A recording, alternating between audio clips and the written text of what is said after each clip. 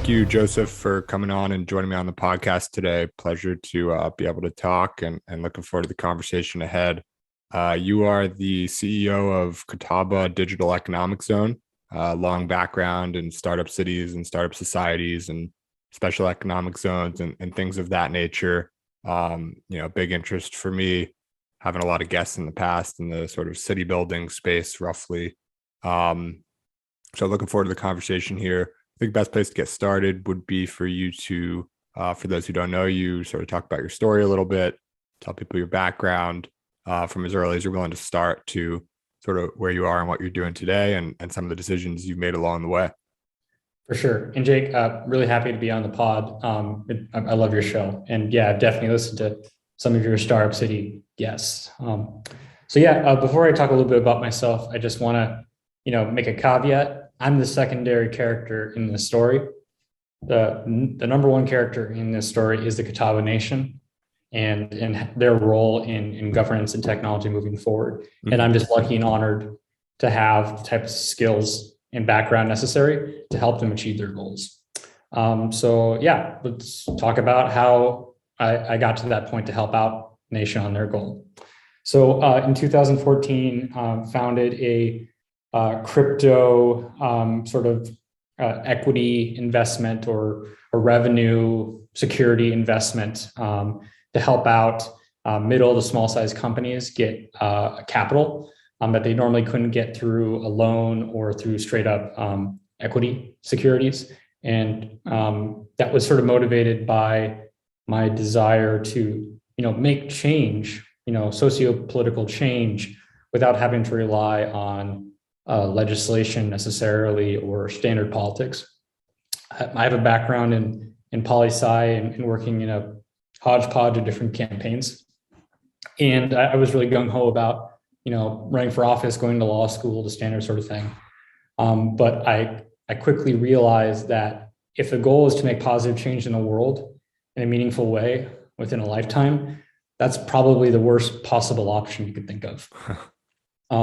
Ultimately, at that time, it was not far away from Arab Spring, and seeing sort of like the changes that Uber and Airbnb were making, and people often forget that they actually made significant political changes with their technologies.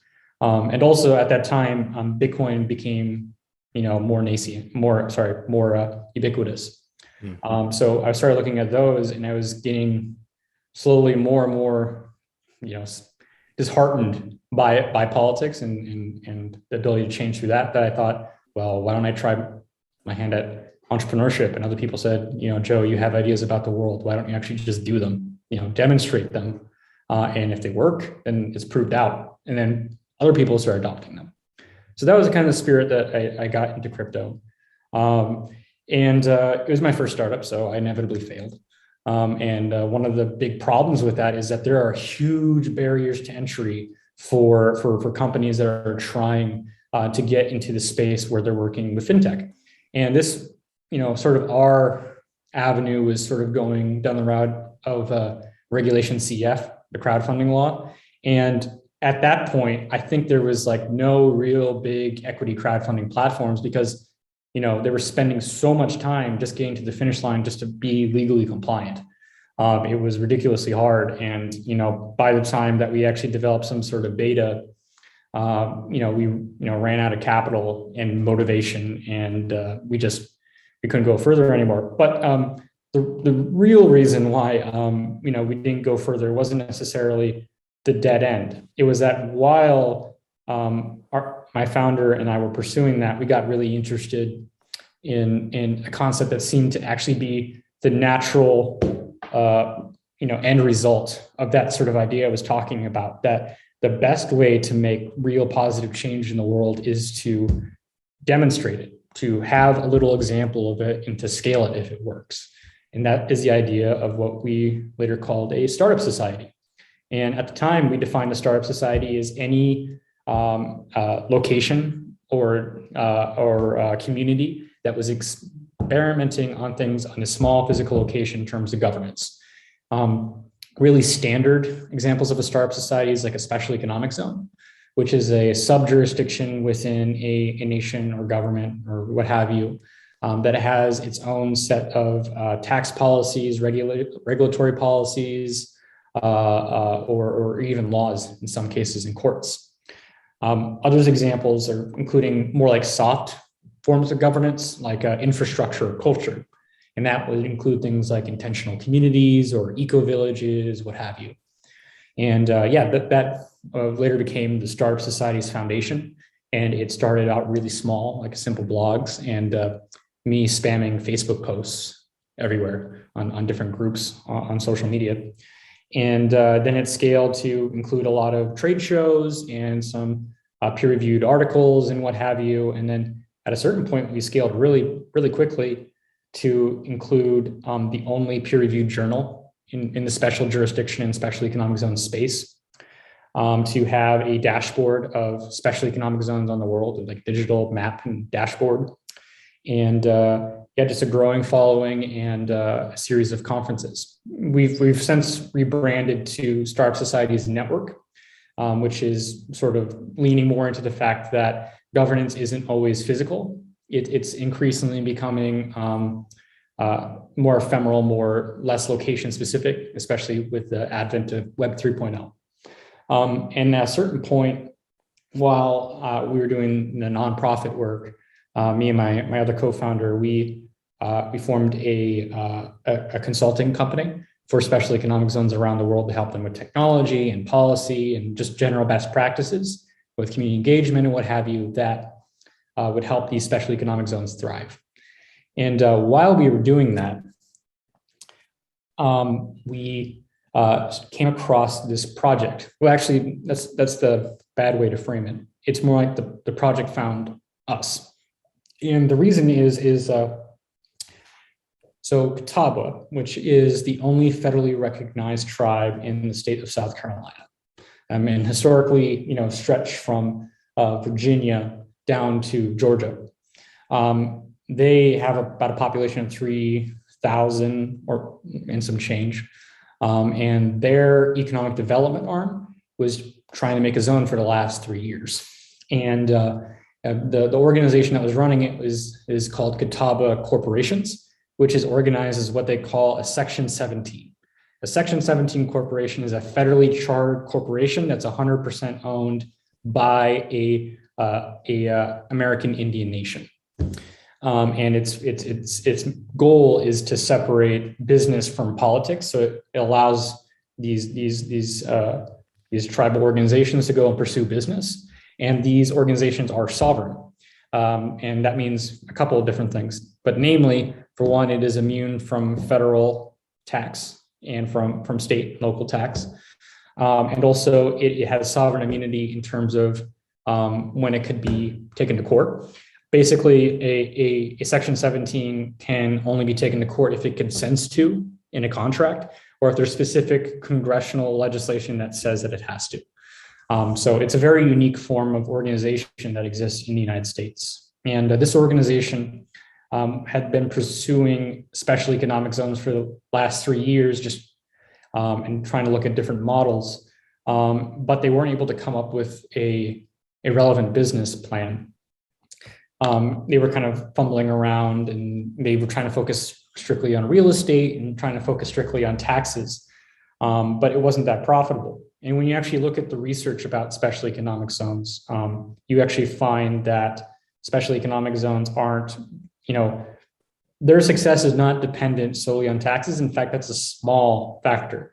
The biggest factor for special economic zones to be successful is a broad business environment that has low cost for businesses that are domiciled or are physically located there. I went in and looked at it after, someone from this group, they contacted an advisor of mine, who helps run our research organization, Professor Tom W. Bell. And then they looped me in because I've been working on special economic zone projects in the United States, trying to combine what they call foreign trade zones, opportunity zones, and enterprise zones in one location to really leverage all those taxes at the same time. So they connected me, and I started looking at it, and like a lot of other people, I imagined that, American Indian tribes are paper tigers. The history of it is very clear. They have been completely oppressed and disenfranchised and powerless. And the most that people have heard in terms of jurisdictional arbitrage from American Indian tribes has been casinos. Most people don't see them as real governments or real nations, especially. But the more I got into it, the more it became very clear that they are enormously powerful, that they at least have the same standing as US states, and in some cases more. And from that, a whole host of opportunities arose, and started joining the team that the Catawba had set up the special economic zone, and worked on it with them to build a business model. And lo and behold, here we are today. The Catawba Indian Nation passed the first true special economic zone law in the United States. Awesome. Well, appreciate the overview and your background and the background of how all of this came to be with Catawba Digital Economic Zone. Super helpful, and I'm not even sure where I want to plug in first, but I think let's take it a little bit chronologically and spend a little bit of time on some of your early experiences gaining, expertise in this relevant space to be able to go to Catawba, go to the nation and propose the venture that you guys are now pursuing. You mentioned like you started a crypto project in 2014, and then soon after that you started the Startup Societies Foundation. I like what you said about, if you want to do good and make a positive impact, maybe the best way to do that is to do something demonstrable, however small it may be. That's probably the best place to start. And so you sought to do that. But how did you initially become interested? Like you mentioned a background in poli-sci and things like that, thought about going to law school. So obviously you're sort of in the world of law and everything like that. But how did you come to think like, these things were not popular at that time, right? Like startup cities, startup societies, any concept that you could just like build a city from nothing. Of course, there were some examples like Singapore as a country, maybe Hong Kong, Dubai, Shenzhen in China, a couple of these examples, but certainly not like front page news, not a lot of like startups trying to go and do something in this space. Pretty, niche place to have interests. How did you initially become interested in this concept that like, despite what it may seem, we can actually go and create new jurisdictions from nothing or from less and turn them into fundamental places where society may be able to improve based on sort of better laws and better governance? So, I mean, like I said, I studied poli-sci, but my main focus is political economy. And despite a subpar math capability, I've always been obsessed with economics. I remember I took AP Econ in high school. And I remember the first 2 weeks being so hard, and I just did not get it. But as soon as it clicked, it was just a web of connections all at once. And it looked like a garden or a wild jungle, depending on how you want to put it. But the point being is that economics, it had these different ways of self-regulation to meet the problems of society. If there is a lack of a product out in the market that's super needed, prices are raised, and then more people come to provide that product, and all different faucets help with that. And that image was so beautiful. And obviously there are some different ways to look at economics that are not beautiful, and the actual end results of a lot of economic activity right now, they don't end up so pretty. Whether you want to assign that to the result of government intervention or lack thereof is kind of irrelevant. But the point being is, I really was interested in the power of markets, and I understood the power of institutions to create that sort of garden. As we're, one of the things that got me so interested is like, well, how do I demonstrate that in a way that helps out those that are poorest? Because I realized no one can, nor should they, accept the concept that economic prosperity and free markets should be acceptable unless they are helping out the poorest of the poor. So that was kind of the impetus for starting that crypto company. It was basically to start out as a bank for the poor and for low capitalized businesses, because I want to demonstrate that markets can provide these types of services that are currently held by not the market.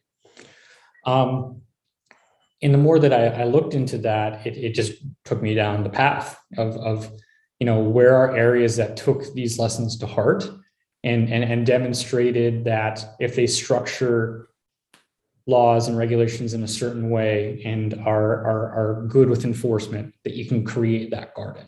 And then you can see these examples all the time. The most common example in this space is Shenzhen. And for your viewers who are not familiar, so Shenzhen is one of the first special economic zones in China. And China started special economic zones after, what happened with Mao and the starvation that occurred through the Great Leap Forward. And Deng Xiaoping and other communist officials knew that there needed to be some change, but they didn't know how to do it. Because if they made this large systemic change, the whole project would have collapsed. So they were trying to find solutions. Thankfully, around the time that this was happening, emergently, these entrepreneurs in China, they were asking their local Communist Party officials if there is some way that they could set up some sort of trading relationship with nearby Hong Kong. And they were working with their local party officials to do that. And their party officials, granted this sort of special status, and this was approved by the Central Committee. And then they said, okay, let's try this in 3 other locations, test it out. And prior to the special economic zone, Shenzhen was a series of small fishing villages totaling 30,000 people. And now the population of the broader Shenzhen metropolitan area is 18 million and has a gross domestic product that's on par with like Portugal, Ireland, or Vietnam. Wow. Yeah. And it's one of the biggest countries in the world. It's known as the Silicon Valley of hardware.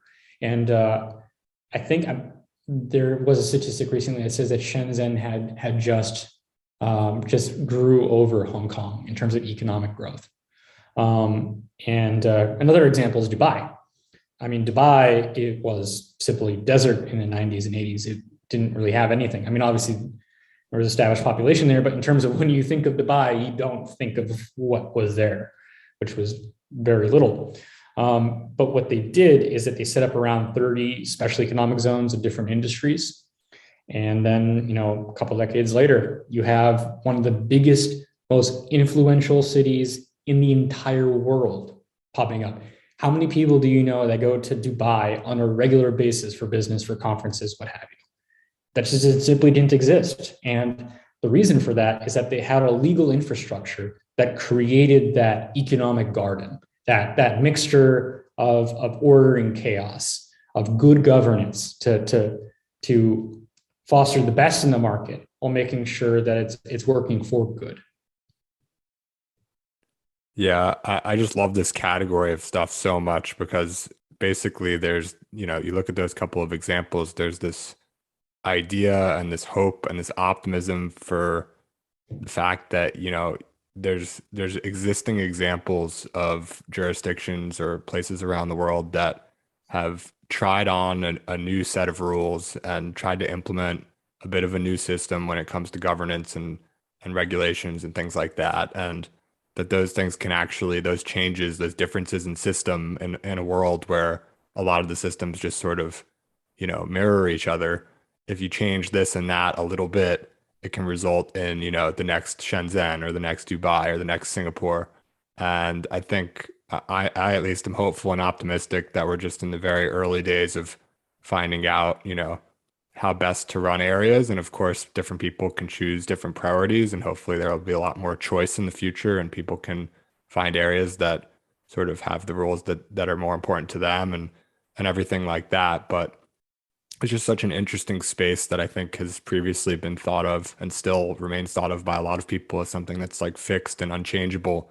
But you've got these historical examples and hopefully a number of projects underway right now that might change that, and how people think about that, and how people think about different cities and countries and governments and everything like that. So the project that you're focused on now, obviously, is Catawba Digital Economic Zone.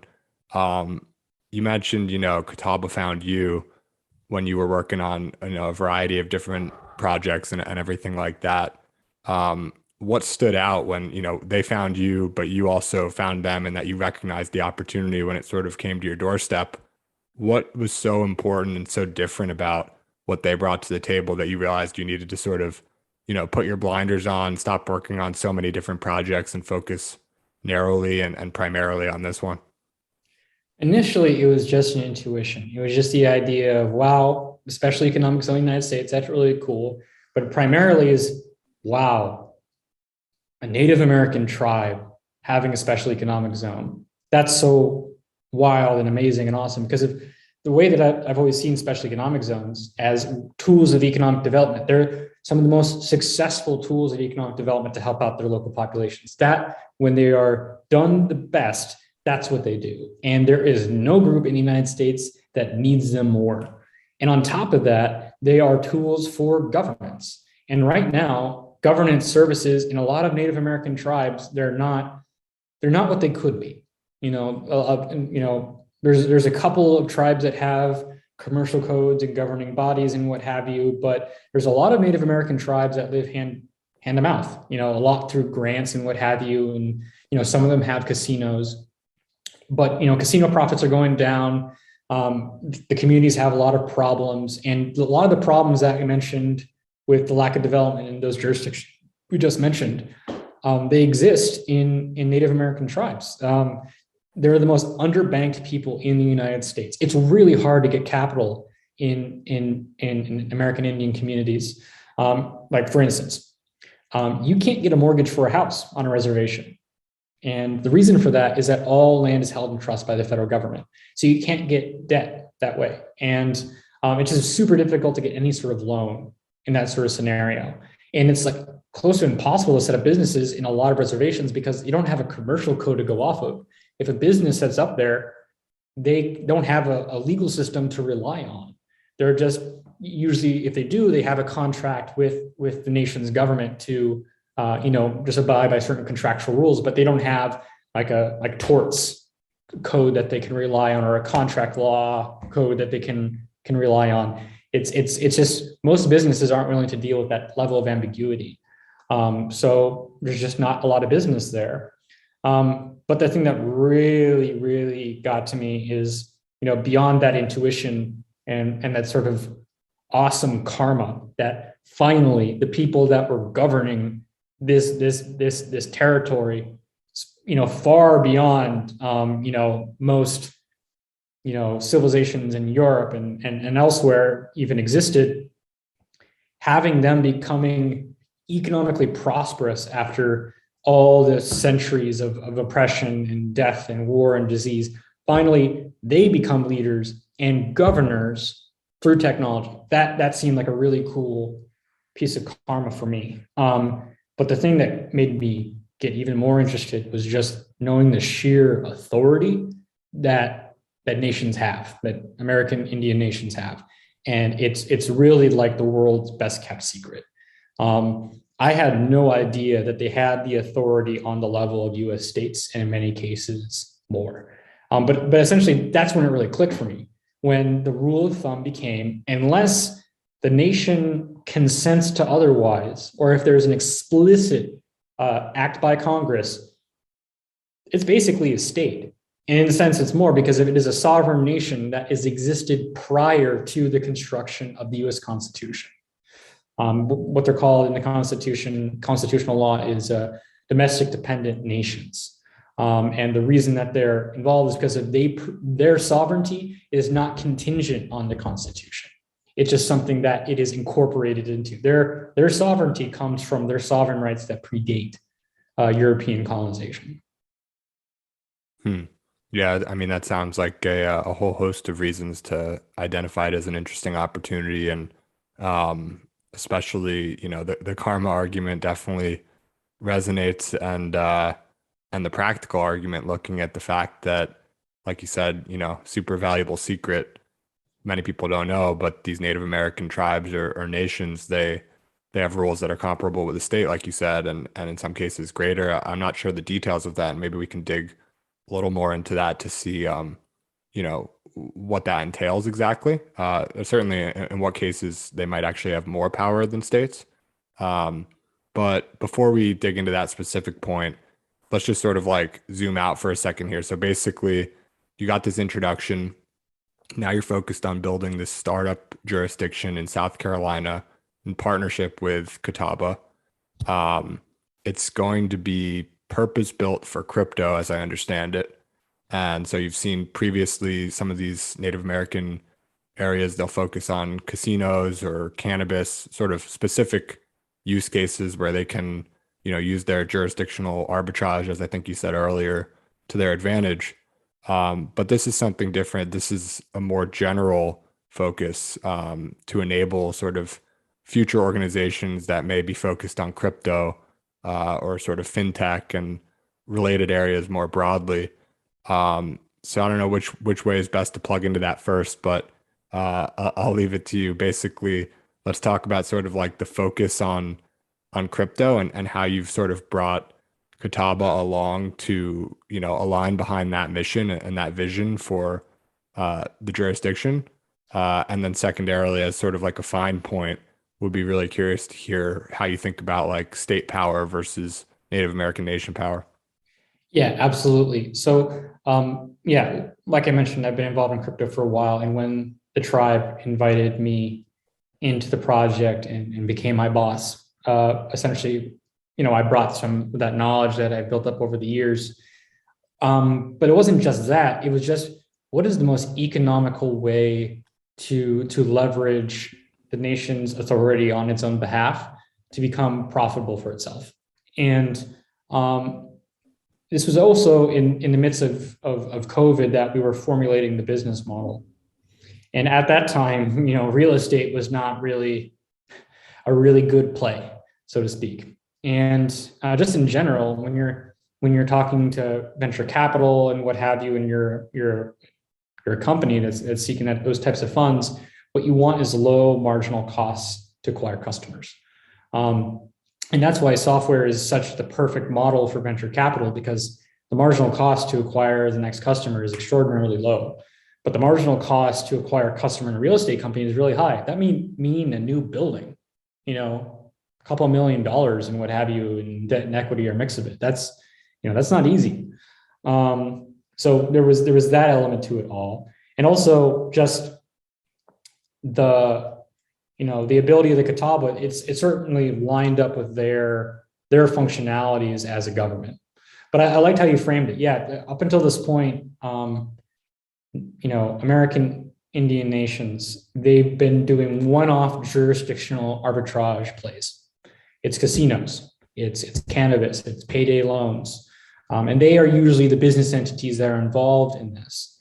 This is the first time in American Indian law where it is part of a reservation is a jurisdiction for businesses. Up until this point, they didn't create a business environment. They were doing one-offs. This is a way that they allow for all sorts of businesses, not just American Indians, but for non-members who want to participate in a jurisdiction similar to special economic zones around the world can participate in the good governance of the zone.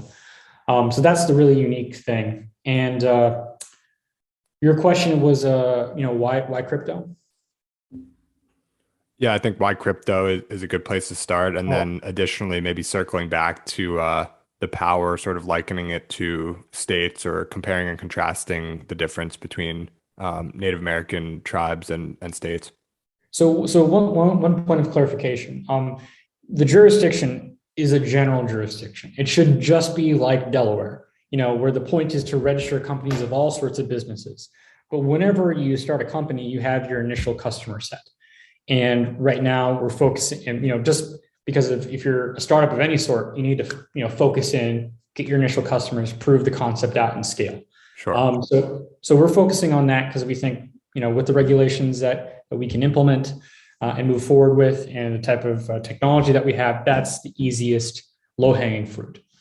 So we're focusing on Web 3.0, which includes things like digital assets, but also all sorts of companies that are on the cutting edge of the web.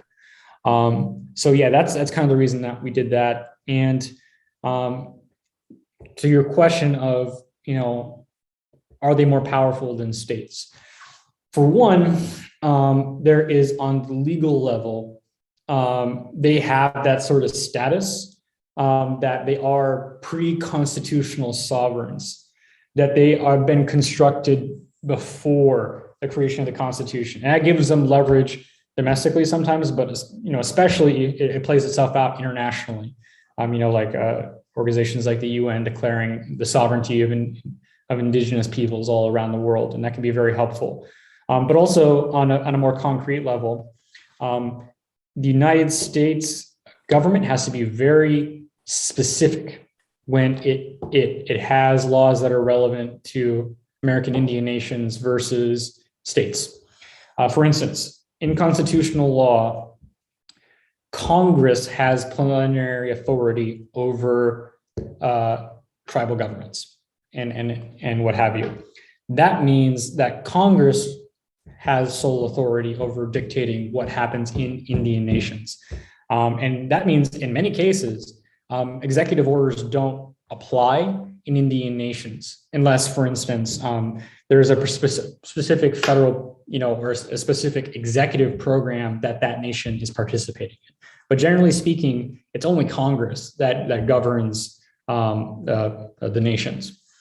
And another thing is there's a really strong construction, of how Native American can be governed by Congress to begin with.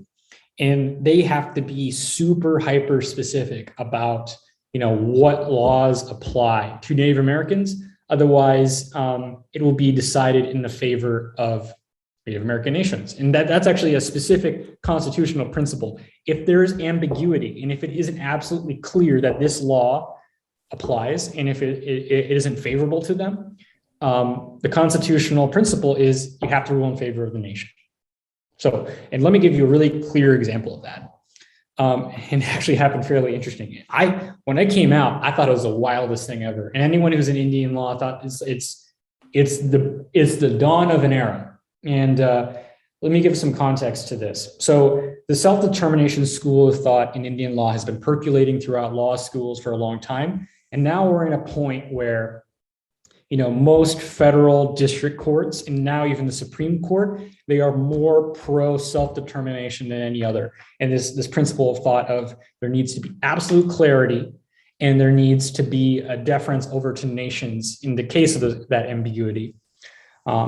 Bipartisan. In fact, this case I'm going to talk about, the leading opinion was done by I forgot Trump's latest appointee, but he was very conservative, originalist constitutional scholar. And it was the case between Oklahoma and the state of Oklahoma and Oklahoma. And it was, the details of the case are actually kind of gross, and more than gross, horrible. American Indian individual, I believe he was American Indian. That's why he was appealing the case. He committed rape against someone on what used to be the reservation of Oklahoma. And for those who aren't familiar with American Indian history, a lot of tribes in the East used to be out there and then were transported and given reservations in Oklahoma. This is commonly what's known as the Trail of Tears. And they transported many tribes, known as the five civilized tribes, quote unquote, to Oklahoma. And there they said there would be a permanent reservation, and it was theirs. And this accounted for 40% of the state of Oklahoma. And the argument that was made is that McGirt should not be tried under Oklahoma law, that he should actually be tried under tribal law. And, obviously, the state of Oklahoma, they contested to that pretty strongly, because the consequences of that would be really huge. So it got all the way up to the Supreme Court. And the argument was that because Congress was not explicit, they've only alluded to that reservation status had not been removed. Were not clear that reservation status was rescinded. Then the reservation status still remained. And as a consequence, a Supreme Court decision gave jurisdiction to 40% of Oklahoma to the nations. Almost half of the state, the jurisdiction was given to nations because of just a strong constitutional principle and belief by the majority of Supreme Court that you have to be super, super hyper specific. And the results were so insane for so many people that was literally an argument by the state. They said, look, these are going to be disastrous results. For them, it was ridiculous results. It was completely upturning. That's not even a legal argument. It's an argument from consequences. And what they said is, no, there is a constitutional and pre-constitutional principle that American Indian nations, unless Congress is super hyper specific, the congressional law does not apply. So those are some of the legal and constitutional reasons why tribes have authority that is higher than states.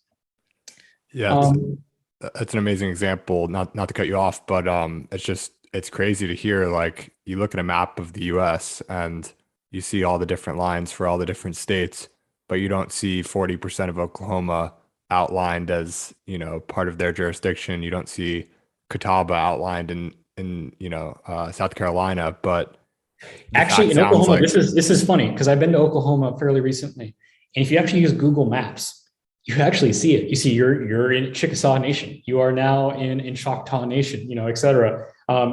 It's really interesting. You feel like you are in Indian country, and you go by signs all the time of like, this hospital was built by the Chickasaw. This hospital was built by the Cherokee, the Seminole, what have you.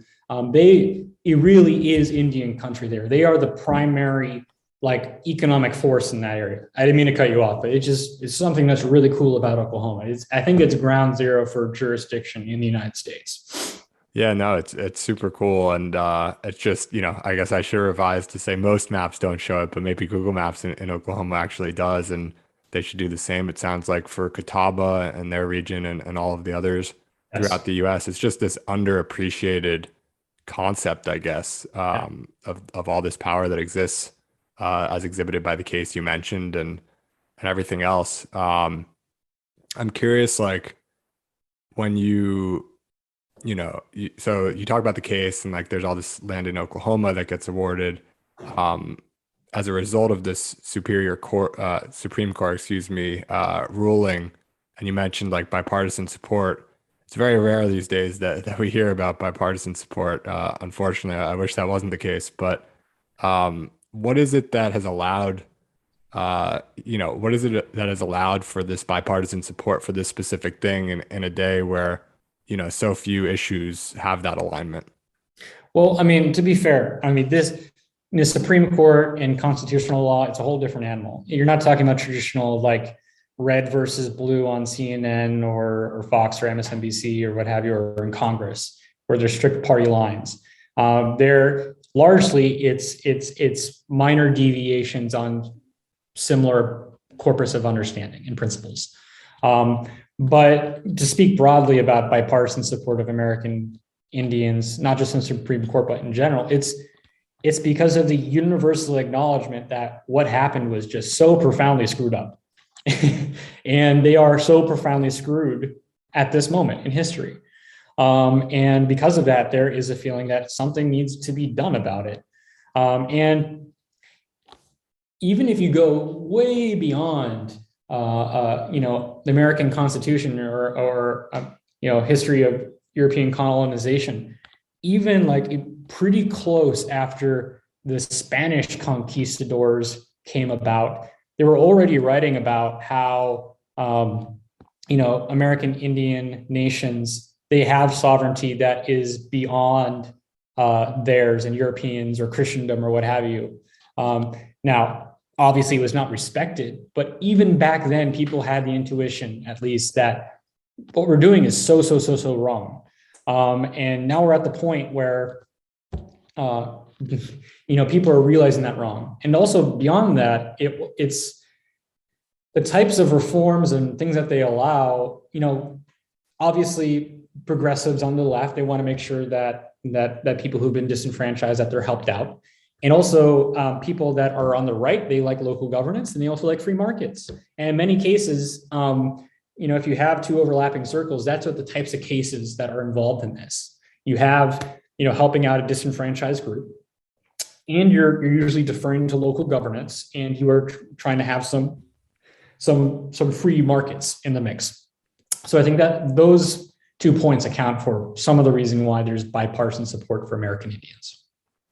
Yeah, it makes sense. So coming back to what you guys are doing now, we talked about the focus on crypto. I think it makes a lot of sense for a lot of reasons. It used to be that if you're a company in the US, it's just like you start a Delaware company and that's it. Now it's become more of a variable where it used to be a constant, and it becomes a question of, well, should we be a Delaware C Corp, or, should we be a company, something in Wyoming? They've got some innovative rules around DAOs there now. Should we be international? Variety of jurisdictions once you open up that scope, of course. So basically this constant has become very much a variable, and I don't think any more so for any specific niche than it has for crypto, where regulation is just so uncertain. And there's news that sort of changes things every couple of months, or even more frequently than that. Biden just recently had the executive order, I think. There's stuff that just comes out all the time, and it's just very much evolving in real time, and no one knows exactly how it's going to play out. So I think for all those reasons, among others, it's just a really smart place to start. That all aside from the fact that there's just, I'm biased, but I just see more companies coming up in the Web3 space than anywhere else. I don't know if that's necessarily true, but there's a ton of them, to say the least. So a ton of potential, first clients for you guys, for the jurisdiction, and people to incorporate there. And that brings us to sort of the first product, which is basically this concept of eCorporation that, like you said earlier, the world, it doesn't depend so much anymore where you are physically, of course. And you can, in this case, incorporate in the jurisdiction that you guys are creating without necessarily having to be on the land, which is helpful because then you don't need that much land, of course, and you don't need people to be required to move and all of that. So tell us about this first product and how you view this as being sort of the hook to a larger vision ahead. Absolutely. So it's really simple. Just like setting up a Delaware company or setting up a company in Wyoming, you register a legal entity that operates under a legal code of that jurisdiction and is accountable to the regulations of a relevant body. In the case of Delaware, that is a series of institutions like the Secretary of State or the Chancery Court and other financial agencies. In the zone, that's the zone authority. And this, a little context, it fully answers the question that you had last. Where do tribes have more authority than, or at least an advantage over states? And I think this is the last key one. This isn't even necessarily a legal thing. It's a political thing, and just how nations are constructed. And it's kind of the reason that we're talking about before, why zones are so helpful. They're small. They're small, and they can be profit focused. They can be trying to make sure that the people that they're serving are treated as customers, which you don't get elsewhere. So Native American tribes are much smaller, like the Catawba are less than 3,000. Less than 3,000 voting members. They can act nimbly in ways that states can't. Even in Wyoming, which has, is the smallest state in the union in terms of population, has 300,000 people, and it has a lot of businesses, a lot of established businesses. And as much as it's great to, the laws and regulations that they're putting out, ultimately their institutions are beholden to special interests, just like any other jurisdiction.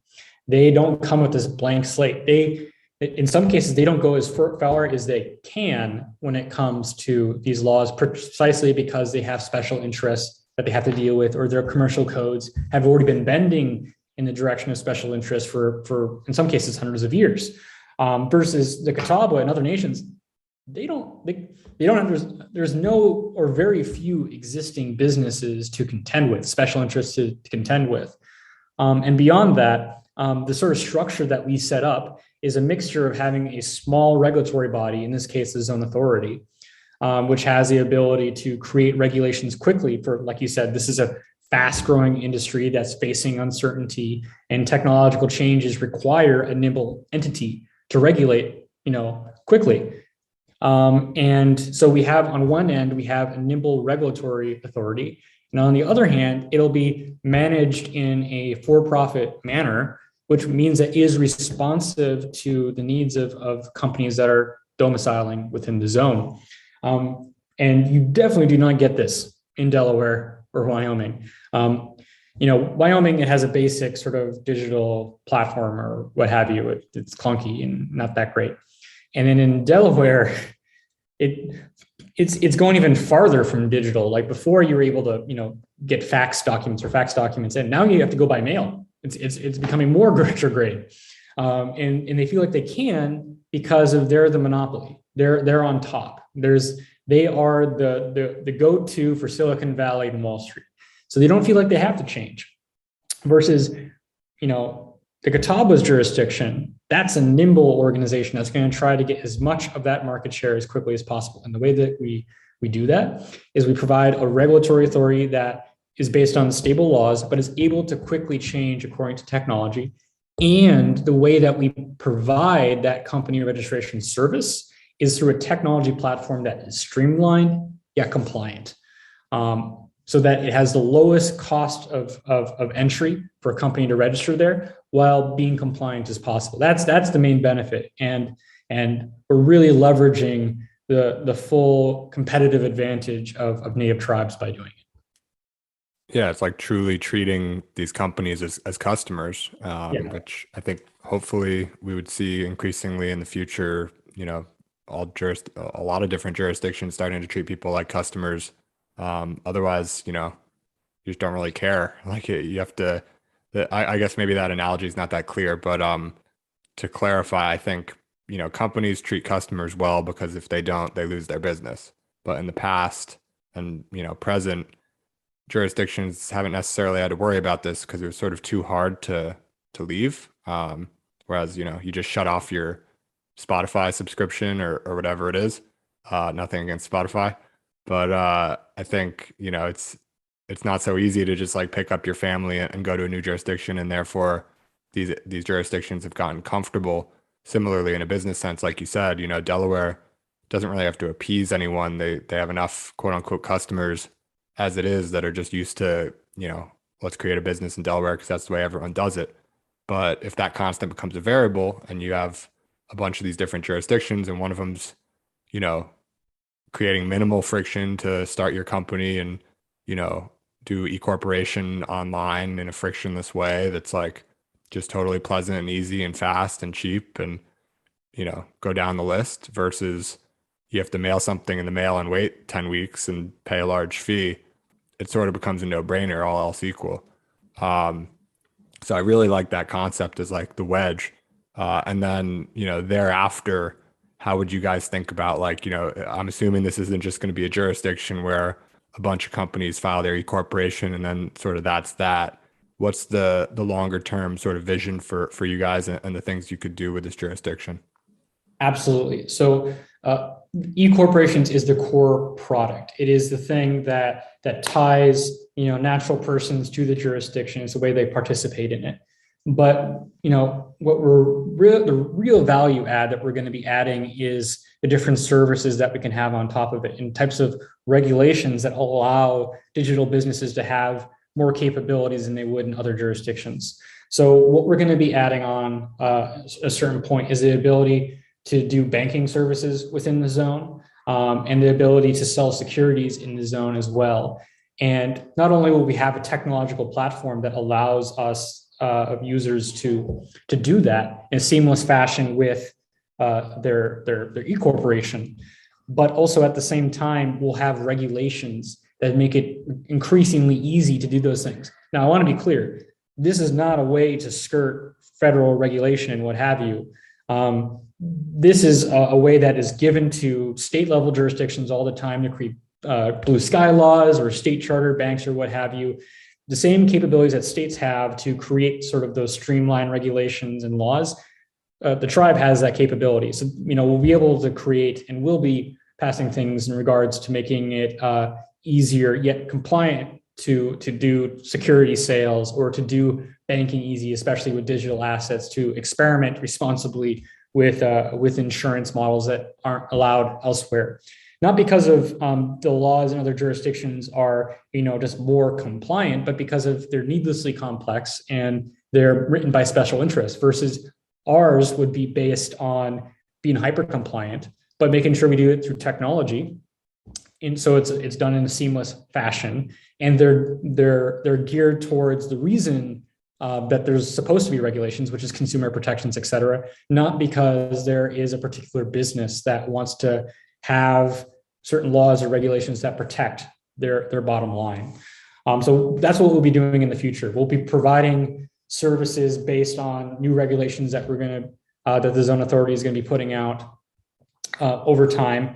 And I think the ultimate goal is to narrow the distance between government and your business. Because of what you have right now is that you have your Delaware Corp, and then you take that completely removed, and then you have your whole host of business services that you have, which is data hosting, banking, securities, board management, bylaw management, legal documents, et cetera. They're all in disparate places.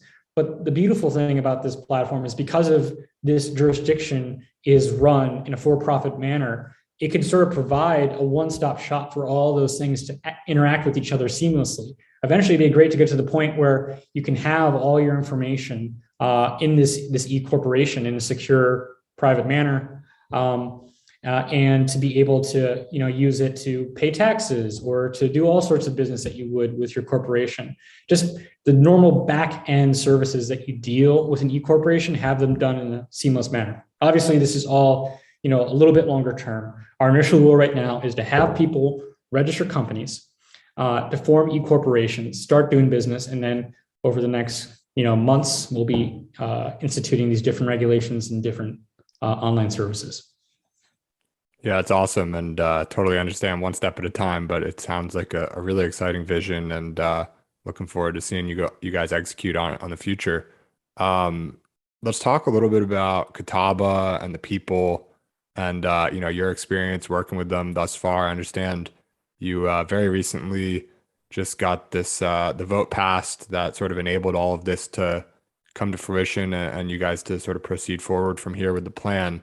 And in order to sort of secure that vote, you talked with a lot of people and, got to meet a lot of the folks. You mentioned there's only 3,000 people voting. It sounded like, in all of Catawba Nation. So pretty small. And, presumably you were able to meet with a good chunk of them. What's it been like working with Catawba? Tell us a little bit about your experience just working with them to date and meeting all the people and, everything like that. It's been a complete honor. I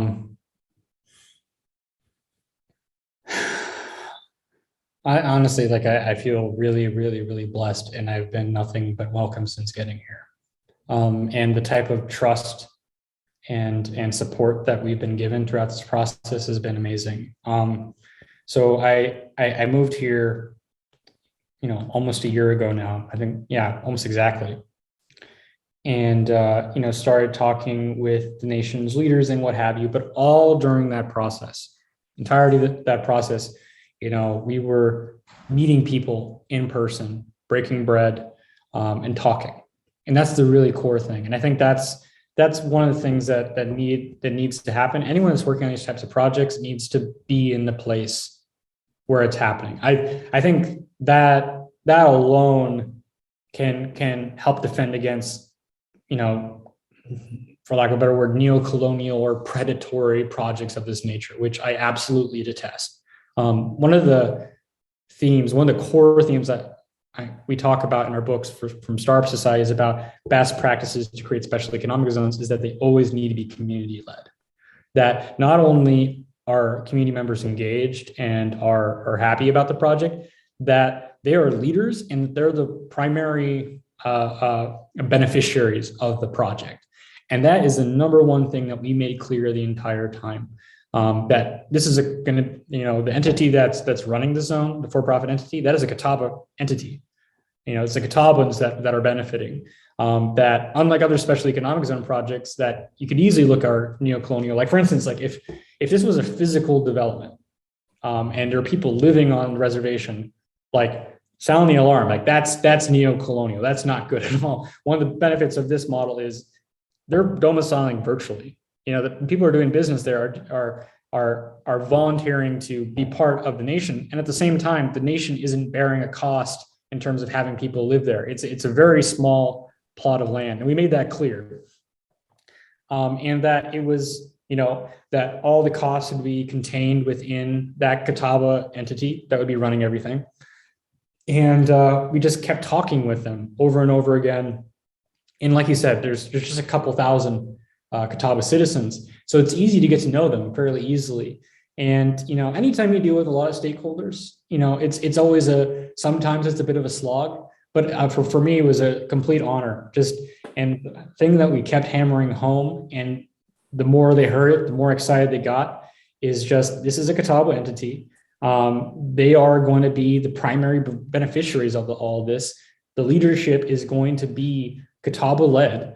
Not only financial beneficiaries, but also in terms of opportunities in the future. So one of the things that we're doing with citizens is we're working with the nation to help develop a program that helps onboard citizens to take on jobs within the zone, even not just within the institutions that are going to be governing the zone, but also the ability to be promoted and incentivized to be hired by companies that domicile there. So we're going to be working on, working with institutions for training programs for Catawba citizens. We're going to provide some financial incentives for companies to hire, Catawba citizens, and just inform, eCorporations that you get a healthy tax credits for hiring Catawba citizens and other, American Indians. So all these points we hammered home the entire time. And so while we were doing that informal process, we were also engaging with the nation's attorneys, and we got it approved on every single level, every single attorney within the nation and in the business development arm, and their outside counsel, Hobbs Strauss, which is one of the largest American Indian law firms in the United States. And we conduct feasibility studies, which they approved, and all enthusiastic about the project, which, if you've ever dealt with attorneys on a regular basis, you have no idea how insane it is to not only get a bunch of attorneys to have consensus that something is good, but also to be enthusiastic about it. As a class, attorneys are some of the most conservative groups of people in existence. And to know that this concept has been thoroughly vetted, not only was, we always knew it, but it was certainly a motivation boost for all of us, but also it was a clear assurance for the Catawba that, what was going forth was, the best of the best and completely compliant with everything in the federal law, Catawba Constitution, et cetera. And so eventually we codified everything that we had been discussing in this model for a long time into a piece of legislation. And we were able to secure a special meeting for the Catawba citizens to vote on it, because in the Catawba government, it's organized where they have it elected by officials, which kind of serves as a board that works off of the general counsel's directives. But ultimately, the people that are in the driver's seat are the people themselves, meaning all voting age members. And they usually meet around 2 times a year, and they also have special sessions. So we had a special session that was just focusing on the zone. And, because of all the informal meetings that we had at like Golden Corral, or, eating and talking with people, and also because the nation helped us set up formal community engagement meetings where we have Zoom meetings and have printed materials, and we, worked with them on social media. We had a ton of people. And, what we learned in the project is the more that Catawba citizens knew about the project, the more excited they got. In fact, there have been a couple instances where some citizens were, skeptical of the project, as they should be. I mean, there's a horrible history of bad business deals in Indian country. But in every single case where we're sitting down with people or we're on those Zoom calls, and you have those people who are skeptical and even, directly negative and sometimes even raising their voice a little bit, I swear, and it sounds like an exaggeration, but every time by the end of that call, they're saying, oh, wow, I get it. This is great. I didn't get it before, but this makes absolute sense. How can we help? The more they learn about the project, they know that it's directly beneficial. They don't have to bear costs. And it is a way to restore the sovereignty that's rightfully theirs. And the Catawba, they've been dealt a particularly bad hand. Their legal status as an Indian nation was rescinded around the Indian termination era. And only after fighting for many years, many decades, were they able to sue for their sovereignty back in 1993. And there's some parts of it, that treaty or settlement act that they had that weren't too great. But when it comes to digital industries, they didn't foresee them. So that provides an absolute perfect opportunity for the Catawba. And also the beautiful thing about the Catawba is that they have two different states that they go through. They have North Carolina and South Carolina. So there's many different opportunities for jurisdictional arbitrage there. And they've been dealt a bad hand, but this is an opportunity for them to come back to the table, to grow into the tribe that they were meant to be. And I know I'm the one talking on the podcast. And the reason for that, I swear, it's just because I've had a working knowledge of special economic zones and digital assets for a while. But again, I'm the secondary character. The real character is the story of the Catawba, who were forward-thinking and brave and leaders to be the governors of this new era. And I think this is just the beginning of a new era of governance done on a local level, using these types of tools. And I am just so honored and blessed. And I feel the weight of responsibility that comes with participating in this project. I am the CEO, but they are my boss. And I'm just trying to make sure that I do them right. And I know that, as long as we do our job, which in many cases, the hard part is done, it's going to be a really amazing decade. Yeah, it's awesome. And I think it says a lot about both you and your team, as well as Catawba and the people and everyone involved, that, like you said, you had these dinners or these Zooms, and even the most skeptical people, to on their side to be open-minded enough to change your mind is, I think, a real strength that not a lot of people have. And then on your side, the story must be good enough, because if you're changing everyone's mind, there's got to be something there. And I certainly understand a lot of it from our conversation today, and sort of understanding everything that you guys are trying to do. I think I know we're coming up on time, so I think the best place to close would be, presumably there will be some Web3 founders or future founders listening in, and I think it would be great to hear sort of your pitch to them on, why should they go and eCorporate in Catawba Digital Economic Zone, and why does it just make so much sense for them versus the Delaware or Wyoming or international or the like. And in closing, where can people go to follow the progress of you, your journey from here forward, as well as that of the economic zone and everything you guys are working on? Sure. So one, there is the just the straight up like technological and regulatory and legal reasons to do it, which is simply that we legally define digital assets under existing law, providing it legal stability, a best-in-class legal code that isn't based on special interests, and regulations that will allow it to companies that are in the Web 3.0 space to have more freedom to experiment with different things with more clarity in regards to insurance, securities, banking, what have you. and to do it using a digital platform versus, some analog methods that you have in other jurisdictions. So those are all really cool business cases. But I'm also going to appeal to just the core ethos of a lot of Web 3.0, which is empowerment and sovereignty and local authority.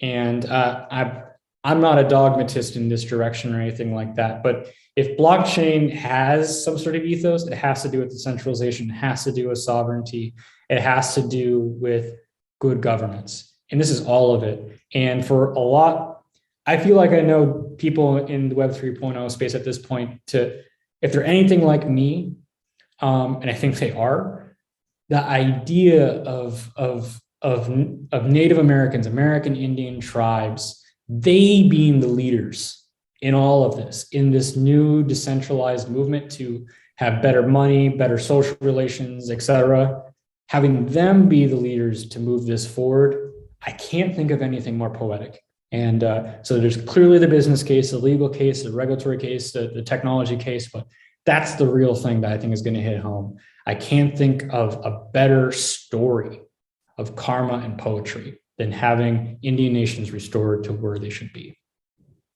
Super cool. And hopefully some people listening are convinced. And I think it certainly makes a lot of sense. And just excited about what you guys are doing and the potential here forward. Thank you so much again, Joseph, for taking the time today and walking everyone through all this and spending the time with me.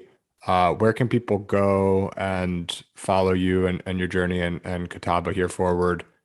Twitter, websites, everything like that. Absolutely. So it's going to be Catawba DEZ for Twitter and Catawba Digital Economic Zone.info for the website.